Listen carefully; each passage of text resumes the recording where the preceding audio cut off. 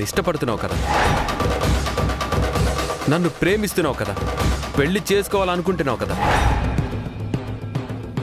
ప్రేమించడానికి one side love ఉంటే చాలు, కానీ పెళ్లి చేసుకోవడానికి రెండు వైపులా ప్రేమ ఉండాలి, రెండు మనసులు కలవాలి. పెళ్లిళ్ళు చేసుకునే వాళ్ళందరూ రెండు వైపులా ప్రేమ ఉండే చేసుకుంటున్నారా, రెండు మనసులు కలిసే చేసుకుంటున్నారా?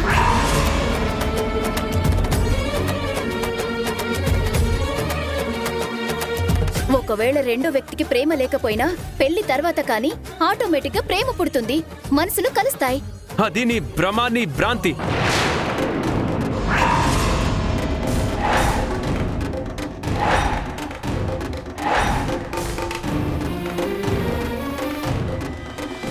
నాకు ఇక్కడ నువ్వు లేవు. అయినా సరే నీ మెడలో తాళి కట్టమంటే ఇప్పుడే కడతాను. రే గౌతమ్, ఏంట్రా ఇది, అలా ఎలా కడతావు?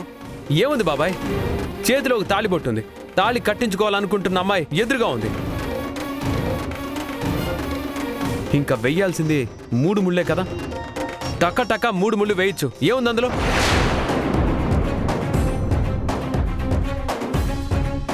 గ్రాండ్గా పెళ్లి చేసుకుంటేనే పెళ్ళా? ఇలా తాళి కడితే పెళ్లి కాదా ఏంటి?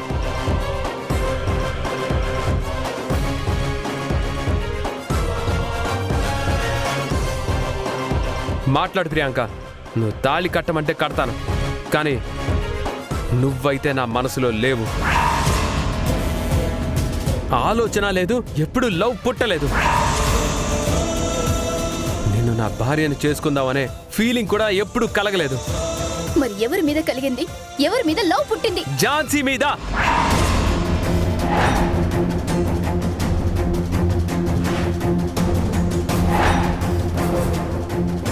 నా హృదయంలో, నా నరనరాల్లో ఝాన్సీ మీద ప్రేమ ఉంది.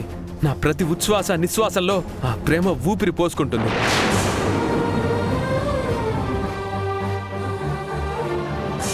నా ప్రతి గుండె చప్పుడు తన పేరుని పలకరిస్తుంది.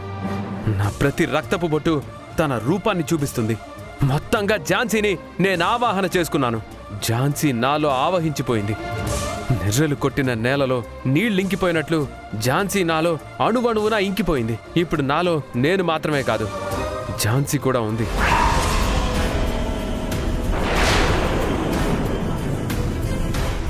అది ఝాన్సీ మీద నాకున్న ప్రేమ. అయినా నువ్వు తాళి కట్టించుకుంటానంటే చెప్పు, కట్టేస్తాను.